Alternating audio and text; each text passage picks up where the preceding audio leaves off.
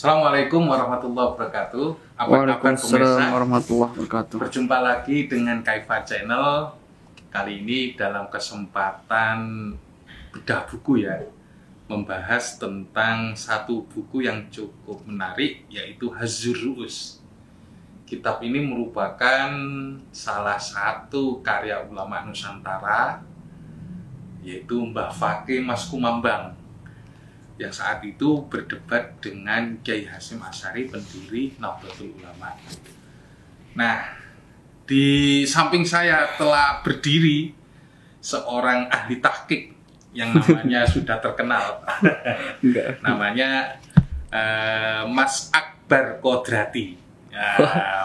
Mas Akbar Kodrat apa Kodrati? Kodrat saja, nggak ada Kodrati. Apa kabar Mas Akbar? Alhamdulillah sehat. Gimana ini? Sehat-sehat saja kan? Sehat, alhamdulillah. Khair. Semuanya. Gini Mas, ini kan perdebatan yang dulu sempat muncul ya. Bagaimana para ulama Nusantara itu adalah orang-orang yang notabene orang Jawa, tapi kemudian menuliskan kitab dalam bentuk bahasa Arab. Ini satu hal keistimewaan tersendiri. Sementara mereka bahasa sehari-harinya adalah bahasa Jawa ya, mesti Jawa ya, daerah Jombang, Gresik dan sebagainya itu orang-orang Jawa Timur. Nah, buku yang ada di hadapan kita ini yaitu buku Hazzur Ru'us, itu muncul dari suatu perdebatan yang benar-benar khas Nusantara. Artinya itu muncul dari sikap terhadap keagamaan, sikap keagamaan terhadap budaya yang ada di Jawa ya khususnya dan umumnya di Indonesia. Gimana menurut Mas Akbar ini? Silakan. Oke, baik. Bismillahirrahmanirrahim. Assalamualaikum warahmatullahi wabarakatuh. Sebelumnya terima kasih Pak Zul sudah mempersilahkan saya untuk duduk di sini. Saya dianggap sama beliau ahli tahqiq. Disclaimer, sebetulnya bukan ahli, bukan ahli. Agak ngangkat-ngangkat sedikit gitulah. Ya. Tapi mudah-mudahan lah jadi ahli. Walaupun pada fakta dan nyatanya kami sama-sama masih belajar. Masih belajar. Oke. Terkait kitab yang akan dibahas pada waktu ini. Kitab Hazzur Ru'us ini memang ini adalah sebuah perdebatan, tapi di sini yang unik itu ada dua pandangan dari guru kita semua, yaitu dari Hadratus Syekh Hasyim Asy'ari dan kemudian juga satunya lagi yaitu guru kita Mbah Fakih Mas Kumambang. Jadi walaupun mereka berdua ada berbeda pandangan tentang satu hukum, yaitu hukum kentongan kalau di sini kan, Darbun Nakus, yaitu kentongan, memukul kentongan untuk memanggil adzan, tapi beliau berdua ini saling apa istilahnya? Saling menghormati. Jadi kalau misalkan Mbah Fakih itu sowan gitu silaturahmi ke tempatnya Mbah Hasyim Asy'ari atau sebaliknya, itu mereka menghormati pandangan mereka satu sama lain. Jadi kalau misalkan Mbah Hasyim Asy'ari itu datang ke Mbah Fakih Mas Kumambang, itu kentongan itu ditiadakan dulu ya. Tapi nanti ada lagi. Ya, ini adalah salah satu contoh cara berdewasa mungkin ya, menyikapi berbeda pandangan. Kemudian yang unik memang karena beliau berdua ini adalah alim ulama yang berasal dari Indonesia, tanah Jawa. Nah, mereka berdua ini menulis hazanah mereka ini dalam bentuk bahasa Arab. Bahasa Arab. Gitu. Iya, jadi alhamdulillah. Jadi kita ya bisa baca lah. Gitu. Menarik untuk disimak ya. Kita keluar dari buku ini dulu, agar kemudian agak luas pandangan kita. Ada tulisan Rizal Mumazik, ya kalau nggak salah. Dia menyoroti dari sisi sejarah terhadap adanya kentongan dan beduk, atau beduk dan kentongan ini di masyarakat Jawa. Jadi masyarakat Jawa itu di desa-desa untuk melakukan komunikasi sebagai tanda sirine ataupun tanda perkumpulan, mereka menabuh itu untuk berkumpul atau melaporkan satu sinyal huru-hara atau kecelakaan atau hal-hal yang sifatnya urgent dan membutuhkan perkumpulan orang banyak, ya sarana itu yang digunakan. Artinya beduk, kentongan kan gitu. Jadi kemudian yang harus kita pahami juga bahwa Islam datang di Indonesia itu bukan di tempat yang kosong. Artinya di Indonesia itu sudah ada adat istiadat yang sudah berkembang. Nah, dalam kaitan ini hukum Islam itu kemudian apakah harus harus streng, harus kenceng sesuai dengan hukum yang datang dari Nabi misalnya. Karena pada hakikatnya sendiri kita tahu Islam itu turun di masa jahiliyah, yang masa jahiliyah sendiri ya sedikit banyak itu punya peradaban, punya budaya, kan gitu. Bahkan beberapa adat jahili, ada yang diakomodir dan dijadikan sebagai syariat Islam. Artinya adat-adat yang sudah berkembang itu tidak semuanya kemudian dihabisin begitu saja, tidak. Tapi Islam itu datang mengubah sedikit atau mengubah keseluruhan, tapi pada saat itu dilakukan dengan cara bertahap. Nah, ini menarik ini. Karena kentongan dan beduk ini dikenalnya di Arab ini kayak apa kan nggak tahu nih. Sementara datang di Indonesia ini sudah lazim sebagai sesuatu yang media komunikasi, kemudian media hal-hal yang sifatnya pengumuman. Nah, gimana ini syariat ini mau jika berhadapan dengan hal yang semacam itu bagaimana? Apakah kemudian boleh ataukah tidak? Tentu ini menjadi polemik. Gimana Mas Akbar ini? Jadi Pak Zul bertanya sama saya. Ya bukan, ya kita diskusi saja tanggapannya gimana ini. Gitu. Tapi berbalik deh ya, entar dulu ya. Nanti kita saling jawab aja. Tapi yang ini entar dulu. Saya juga agak unik juga. Jadi begini Pak Zul. Ketika saya sebelum baca kitab ini ya. Jadi sebelum baca ini kitab Syarah Hadzuru'us ini.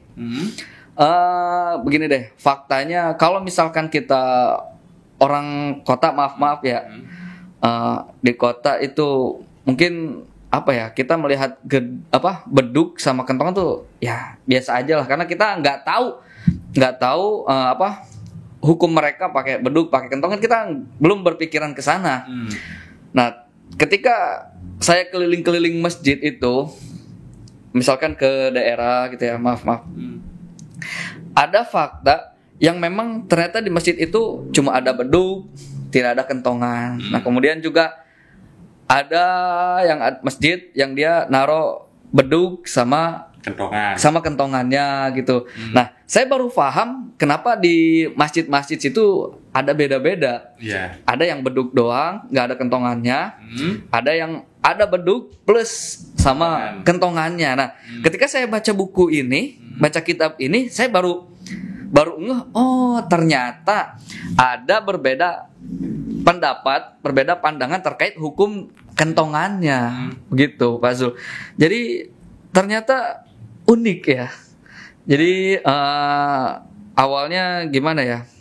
Mungkin ya tadi ada adat yang berbenturan dengan syariat gitu hukum, ya. Hukum. Ya begini. Ini kan masalahnya sesuatu itu diakomodir apa tidak di dalam syariat kan gitu. Toh begini. jika adat itu kemudian tidak melanggar, Ya. ya kan, ataupun tidak mengakibatkan suatu keharaman dan jelas bertentangan dengan syara, berarti itu artinya mubah. Barangkali ini yang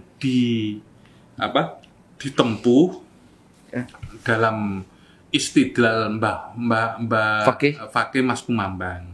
Ya. Jadi itu sebagai adat yang biasa, tidak kemudian bertentangan, dipandang tidak bertentangan dengan syariat, kan gitu. Tidak bertentangan dengan hukum Islam, baik yang furu' maupun yang usul. Nah, sementara ketika itu disamakan dengan Yahudi atau disamakan dengan ahli kitab, karena mereka itu memanggil sholat mereka itu dengan kentongan dan beduk atau nagus, akhirnya tasyabuh ini terjadi. Lah, barangkali itu yang kemudian menjadi sudut pandang dari Kiai Hadratus Syekh Kiai Hasyim Asy'ari. Nah, ini yang kemudian satu masalah itu ternyata bisa didekati dengan dua perspektif yang berbeda. Satu mengikutkannya kepada tasyabuh, yaitu perserupaan dengan ahli kitab, sementara yang satunya lain mengikuti bahwa uruf atau adat yang sudah ada dan berlaku di masyarakat itu selama itu tidak bertentangan dengan syariat, maka hukumnya mubah. Toh nyatanya setelah ditabuh beduk dan ditabuh kentongan itu tetap adzan kan? Nah, jadi sudut pandang inilah yang kemudian menjadi kearifan dan kekayaan intelektual bagi para ulama Nusantara, khususnya Kiai Hadratus Syekh Kiai Hasyim Asy'ari dan rivalnya ya dalam masalah fikih yaitu Mbah Fakih Mas Kumambang. Kalau menurut Bapak Zulfikar, Zulfikar ini ada lagi nggak fakta menarik nih dari yang bisa kita ambil lah pelajarannya dari kisah perdebatan dua guru kita ini antara Hadratus Syekh Hasyim Asy'ari dan kemudian juga Mbah Fakih Mas Kumambang ini. Mereka ulama-ulama yang arif ya. Arif itu maksudnya bukan hanya sekedar mengedepankan dalil, tapi juga kemudian melihat kondisi. Gitu loh. Jadi kaitannya sesuatu yang baru, apa saja itu termasuk ajaran, ketika disampaikan secara frontal dan hadir di tengah masyarakat, maka kemudian hal yang semacam itu kadang asing. Lah, ketika asing itu dalam suatu masyarakat secara sosiologis dan psikologis tentu akan ditolak. Nah, inilah pentingnya kalau kita belajar tarikh tasyri' itu yang disebut dengan tadarrud fit tasyri'.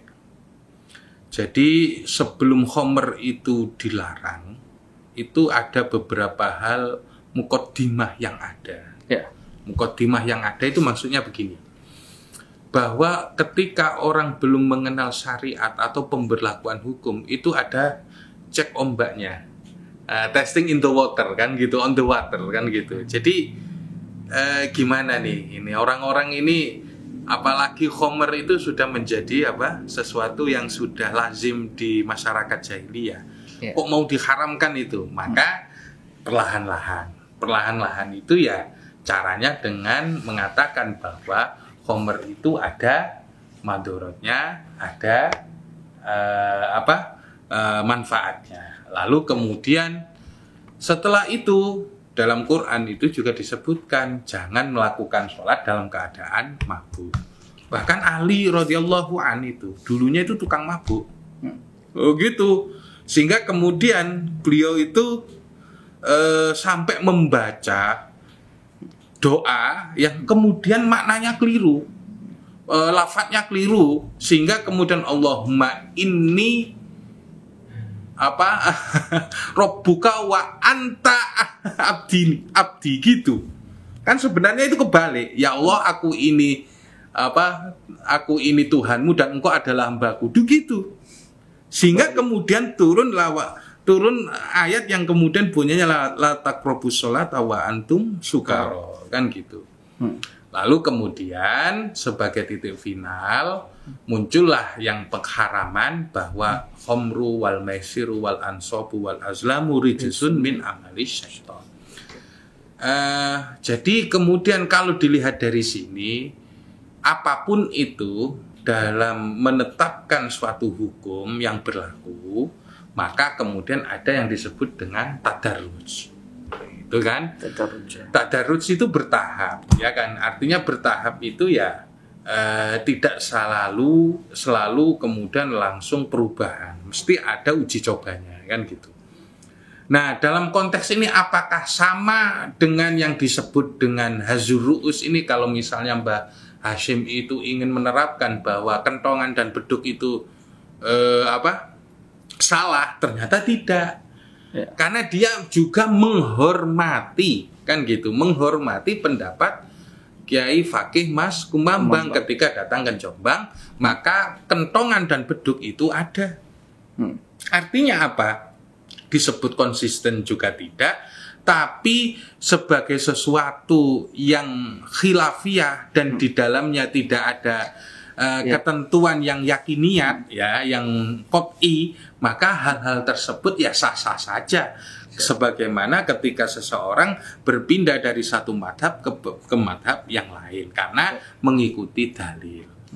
Lah saya kira apa yang menjadi pendapat Mbah Fakih Mas Kumambang dalam Hazur Ru'us itu lebih mengedepankan bahwa adat yang berlaku di masyarakat ini bisa kemudian dielaborasi dan dijadikan sebagai adat Islami. Nah, gitu ya kan? Positif. Ya, positif. Artinya begini, musola itu ada kentongannya, padahal bukan masjid. Kan gitu. Balai desa itu ada kentongannya, meskipun nggak ada beduknya. Ada beduk. Nah, iya kan? Nah, kenapa? Ya fungsi itu selain untuk memberikan pengumuman, fungsinya juga untuk mengumumkan ibadah. Gitu. Soal kemudian tasyabuh dengan Yahudi dan Nasrani, itu kan relatif juga. Itu dalil. Artinya dalil iya, sehingga saya yang tidak berjenggot misalnya kan gitu, karena saya kerok misalnya, itu apakah kemudian dibid'ahkan karena tidak berbeda dengan Yahudi dan Nasrani. Tapi kan kita harus paham bahwa konteks kalimat tersebut dikatakan Rasulullah Shallallahu Alaihi Wasallam ketika di situ komunitas Yahudi ada. Nah kalau di sini semuanya orang Islam itu loh, yang nggak jenggoten sama yang nggak yang jenggoten sama yang nggak jenggoten itu kan sama. Maka dalil tersebut atau hadis tersebut yang kemudian khaliful yahud aful lihya wa qasis syarib kan gitu, panjangkan jenggot dan gunting kumis kan gitu, atau cukur kumis, itu kemudian menurut saya itu kehilangan relevansinya. Oke. Kenapa? Konteksnya itu berbeda. Kita nggak hidup di kalangan orang-orang Yahudi. Komunitas kita adalah komunitas Muslim semuanya. Lah ketika itu dikatakan di Mekah, Madinah, dan pada saat itu, sementara di kita ini 270 juta, 80%-nya adalah umat Islam. Apakah kemudian dalil seperti itu kemudian laku di kita, sementara hampir setiap 1 kilometer pasti ada musola dan masjid? Nah ini yang kemudian harus kita pahami, ya kan? Ya. Artinya ya kita kembalikan saja bahwa memang itu ada perdebatan pendapat, tapi umumnya masjid di sini dulunya ya kan itu ada beduk, ada kentongan. Gimana Mas Sabar? Terkait dulu ya. Ya Mas, gimana Pan dengan adanya yang selama ini itu ada kan gitu. Yang salah itu ketika masalah khilafiyah kayak gini nih, kemudian dijadikan sebagai barang untuk apa? Untuk mendiskreditkan. Itu masjid bid'ah, itu masjid sunnah kan gitu. Gimana itu kayak gitu? Pertama, kalau masalah mendiskreditkan tadi ya. itu hati-hatilah terkait hal tersebut, karena kita tidak bisa menjudge orang begitu saja. In akramakum indallahi atqakum. Itu dan itu hanya diketahui. Itu Allahu a'lam lah, karena masing-masing orang mereka punya amal sendiri, kemudian juga punya niat yang ikhlas yang kita tidak bisa lihat, gitu. Jadi yaitu kita sesama manusia udah belajar untuk saling berhusnudzon lah, gitu. Kemudian ini kayaknya udah terlalu jauh Pak Zul ya dari apa? Iya dari tema kita. Iya dari tema kitab kita. Ya memang inti dari tema ini. Iya betul, memang karena dipicu oleh Hazurus ini lebih pada menghormati perbedaan. Jadi begini. Pendapat. Dulu itu semua ulama dalam setiap madhab itu juga berbeda. Iya. Itu loh, artinya kalau misalnya ini madhab Syafi'i atau Syafi'iyah, itu hal yang seperti itu tuh biasa tuh. Iya. Begitu loh, artinya sudut pandang internal di dalam madhab itu biasa, gitu. Karena beda pantat, beda pendapat. Beda pantat, beda pendapat, kan gitu. Nah ini yang kemudian kadang di internal ya Nahdlatul Ulama sendiri itu antara kiai satu dan kiai lain berbeda pendapat. Itu memang sudah biasa. Karena memang hal tersebut menjadi sesuatu yang kalau nggak salah saya berani mengatakan bahwa beda pendapat itu fitrah. Karena sudut pandang manusia itu berbeda-beda, kan gitu. Nah, terkait masalah yang seperti ini yang hendak saya katakan bahwa ketika terjadi perbedaan pendapat, ada yang membolehkan, ada yang melarang, maka bagi kita silakan ngikut yang mana. Nah, maksudnya apa? Kita ini disuruh untuk berpikir. Kalau pendapat yang membolehkan ini dalilnya, ada, ya kan? Kalau yang melarang ini dalilnya. Jadi ini merupakan pencerdasan atau mendewasakan umat manusia, khususnya kalangan Nahdliyin, agar ketika mereka itu berbeda pendapat mempunyai sandaran dalil. Gitu. Jadi mengajarkan kita juga ini Iya, mengajarkan. Artinya apa? Kalau kita membolehkan ada nggak dalil? Karena di dalam hukum itu yang qot'i itu berapa sih? Yang qot'i yang memberikan bahwa nggak bisa diotak-atik, ya kan, nggak bisa kemudian diinterpretasi. Gitu, masalah akidah, masalah akidah, bahkan beberapa hal yang sifatnya petunjuk teknis itu nggak bisa diotak-atik, misalnya warisan.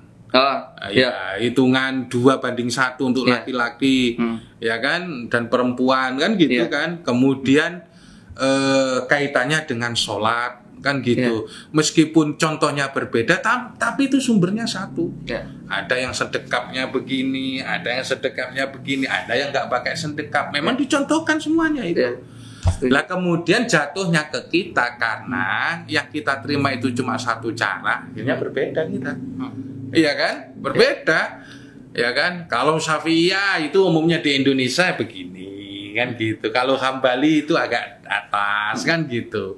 Terus kalau Maliki, kalau kita lihat nggak pakai sedekap, kan gitu. Ya kan? Cobalah kita pergi umroh atau pergi haji yang datang dari Malikiyah itu nggak sedekap itu. Ya gimana, Mas? Kita menggali apa lagi ini terkait Hazurus ini, kitab Hazurus. Oke. Sedikit ya. Mungkin kalau di kitab ini itu adalah syarah dari Hazurus Rad Jasus Firadil Jasus Antahrimin Nakus, ini yang ditulis oleh guru kita Syekh Muhammad Fakih Mas Kumambang. Ini beliau merot atas risalah Jasus. Itu apa? Membantah ya? Iya, membantah. Bantah, nyangkal, beda nggak pembantah dan sama nyangkal? Lah. Sama. Iya, jadi di sini merot atau membantah, menyangkal yaitu membantah risalah judul risalahnya adalah Risalah Jasus fi Bayani Hukmin Nakus yang ditulis oleh Hadratus Syekh Hasyim Asy'ari. Jadi kalau di kitab ini itu cara penjelasannya itu yang pertama itu ada misalkan kolal matin. Nah, matinnya di sini penulis matannya ini adalah Hadratus Syekh Hasyim Asy'ari, yaitu Risalah Jasus tadi. Nah, kemudian nanti disangkal dibantah itu di rot itu. Jadi kalau rotnya itu di bawahnya itu Qola Syarih. Nah, Qola Syarihnya ini, jadi ini adalah Mbah Fakih Mas Kumambang. Ini aneh, ngomentari tapi nyangkal. Betul gitu. Iya, ngomentari tapi nyangkal. Iya. Jadi disangkal dikomentari. Nah, iya, mengomentari kemudian disangkal. Iya. Ya iya kan. Jadi asiknya para ulama itu seperti itu. Iya. Jadi ketika dia menulis satu makalah kan gitu, dikasih penjelasan, tapi ujungnya dikebukin kan. Maksudnya itu dibantah kan gitu. Iya. Nah, itu saya kira tradisi intelektual yang sangat produktif kan gitu. Daripada debat kepruk-keprukan atau pukul-pukulan, ya ini produktif kayak gini. Debat intelektual ini. Debat intelektual. Jadi kan ada risalah, ya udah kita rot lagi dengan risalah lagi gitu ya. Iya. Jadi kalau saya itu beginilah. Dulu itu ada yang namanya ulama dari Madhab Maliki. Kalau nggak salah itu saya pernah baca di dalam Qalyubi wa Umairah ya. Dari ada ulama madhab Maliki, ya kan? Madhab ulama Maliki itu berdebat, berdebat. Kalau nggak salah namanya itu siapa saya lupa. Sehingga kemudian saking ngalimnya madhab Maliki, madhab Syafi'i atau Imam Syafi'i kan, kita tahu semua bahwa madhab Imam Syafi'i itu muridnya Imam Malik. Muridnya Imam Malik. Ya. Nah, di situ ulama ini kemudian itu kalah berdebat. Nah, akibat kalah berdebat, nah namanya debat itu kan kadang nyelkit ngomongnya. Ya kan? Sampai-sampai Imam Syafi'i itu pernah berkata dalam salah satu syairnya, kan gitu, kalau aku berdebat sama orang bodoh kok kalah, tapi kalau aku berdebat sama orang yang pintar sekalian kok menang. Ini artinya apa? Orang bodoh itu gak ngerti dalil. Sementara orang yang pintar itu ngerti dalil dan kemudian dia taslim, kan gitu. Nah, akibat yang kayak seperti ini yang diajak debat itu ngamuk. Karena apa? Karena dia ngotot kemudian akhirnya dipukul Imam Syafi'i. Lah, sampai-sampai madhab Maliki ini kemudian dalam sholatnya itu dia berdoa agar Imam Syafi'i itu mati. Allahumma amit asy-Syafi'a wa illa wa illa kan gitu. La dhahaba ilma Malik. Ya Allah, matikanlah Imam Syafi'i, kalau tidak ilmunya Imam Malik ini habis. Sampai kayak gitu. Lah dicek itu. Wah, itu ada di dalam Qalyubi wa Umairah itu. Dan juga dikutip oleh Wahbah Zuhaili itu. Begitu debatnya, begitu anunya perdebatan. Tapi toh sendiri Imam Malik, Imam Syafi'i itu sendiri mengakui kealiman hadis dari Imam Malik. Bahwa pakar hadis ya kan, bahkan sebelum Bukhari itu kan ada Imam Malik yang mengumpulkan hadis. Nah, jadi konsep-konsep perdebatan seperti ini kalau jatuhnya ke bawah dan itu dipertentangkan, maka yang kelahi itu adalah para murid lawan murid, tapi guru-gurunya rukun. Kenapa? Karena mereka paham dalil, kan gitu. Nah, maka dari situ kitab ini memberikan khazanah kepada kita tentang bagaimana ada berdebat. Betul. Ya, ada berdebat. Jika tidak demikian, lah apa gunanya kitab ini dituliskan sebagai sebuah cara berdebat yang baik. Betul. Dan termasuk diantaranya adalah metodologi berdebat melalui tulisan. Atau membantah dari berbagai sisi dan sudut kan gitu. Nah ini yang kira-kira saya cukup tertarik dengan kitab ini ya. Khususnya Rizal Mumazik itu menulis di dalam NU online itu bahwa kita kembali ke fakta sejarah aja. Di Indonesia itu beduk dan kentongan itu adalah sesuatu yang sudah lazim dan sudah ada bahkan sebelum Islam itu datang kan gitu. Kalau kita melihat dalam berbagai surat atau dalam berbagai bukti sejarah atau dari berbagai bukti sejarah dan bukti situs-situs itu kentongan itu sudah ada gitu ya. Berarti sudah jauh ya? Enggak, sudah ada. Nah, sekarang tinggal ini disesuaikan ataukah ditolak gitu. Kalau dulu kan akikah itu sebenarnya ada jahiliyah. Akikah itu ada jahiliyah. Lalu kemudian dimodifikasi oleh Islam kan gitu. Kemudian yang disembelih itu akhirnya kambing bukan macan atau apa. Lalu kemudian untuk mengusap ke kepala itu kemudian digunakan apa? Digunakan yang disebut dengan za'faron. Kalau dulu kan darahnya dikucurkan ke patungnya di zaman jahiliyah. Nah, berarti disembelih dipatungin darahnya. Patungnya dikelucurin gitu. Nah, lalu kemudian yang masih netes dan melekat itu kemudian diletakkan di kepala kayak gini sama bayinya. Nah, itu diubah sama Islam gitu. Nah, itulah yang kemudian ada bahwa syariat ini kadang membiarkan yang sudah baik dilanjutkan, ya kan? Lalu kemudian atau kemudian memangkas habis. Misalnya adopsi. Nabi Muhammad itu kan dulu mengadopsi, ya kan? Lalu kemudian turun ayat, ya kan? Turun ayat bahwa dalam konteks yang seperti itu, adopsi itu dihilangkan karena mereka sudah jadi saudaramu dalam agama. Makanya Zaid bin Harithah. Sebelumnya itu Zaid bin Muhammad, kan gitu. Lah, konteks yang kayak gini ini, selama uruf itu atau custom atau adat itu tidak bertentangan dengan syarak, ya maka kemudian dibolehkan. Nah itu pandangan satu pandangan. Nah, ada pandangan lain, gitu loh. Ada pandangan lain. Kalau misalnya itu dinilai tasabuh karena mengikuti orang yang lain kan gitu, maka kemudian adat itu harus dihilangkan begitu kalau para ulama berfatwa. Kalau bertentangan. Lah menurut orang, kalau menurut Mbah Hasim ya bertentangan. Tasabuh gitu. tadi. Tasabuh. Sementara menurut Bapak Mas Kumambang enggak kan gitu. Beda pendekatannya. Jadi satu menggunakan teori uruf itu tidak dianggap tidak bertentangan karena sudah ada dan bukan merupakan suatu hal yang buruk loh. Apakah itu berkaitan dengan penyekutuan Tuhan? Tidak. Ya nabu kentongan itu nggak ada unsur akidahnya loh.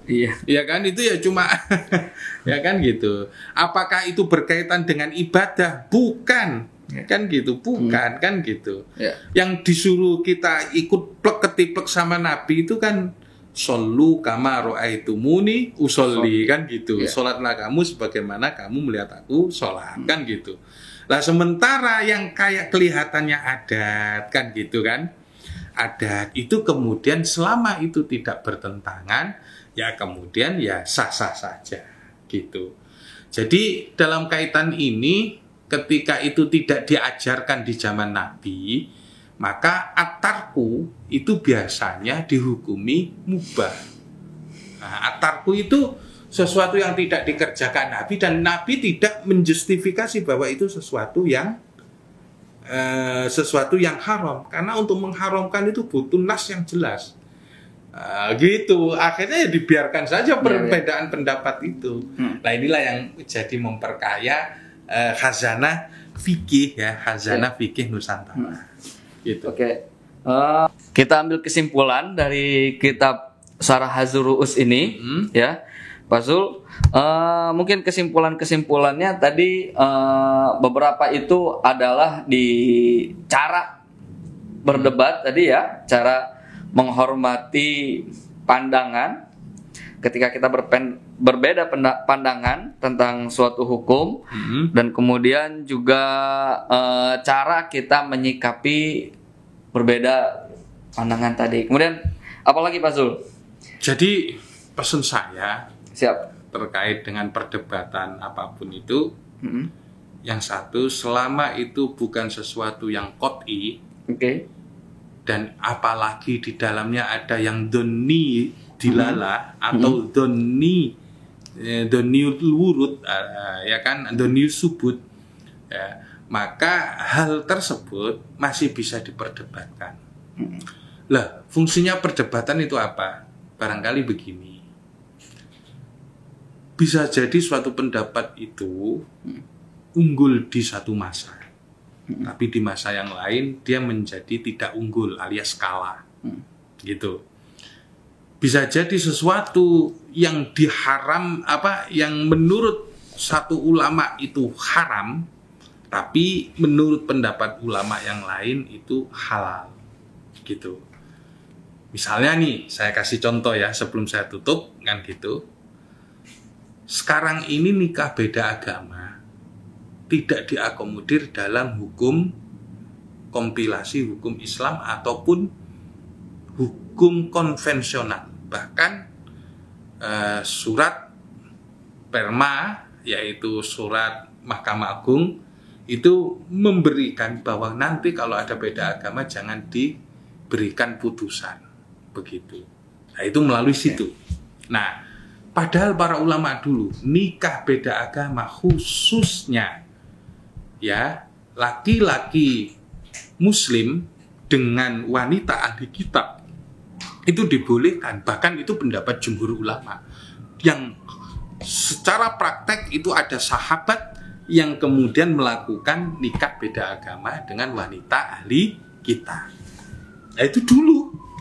Tapi sekarang melihat berbagai adanya statistik yang menunjukkan bahwa itu hanya pura-pura atau lebih banyak pindahnya ke dalam agama yang non-muslim misalnya, maka kemudian barangkali itu yang membuat kebijakan negara berbeda.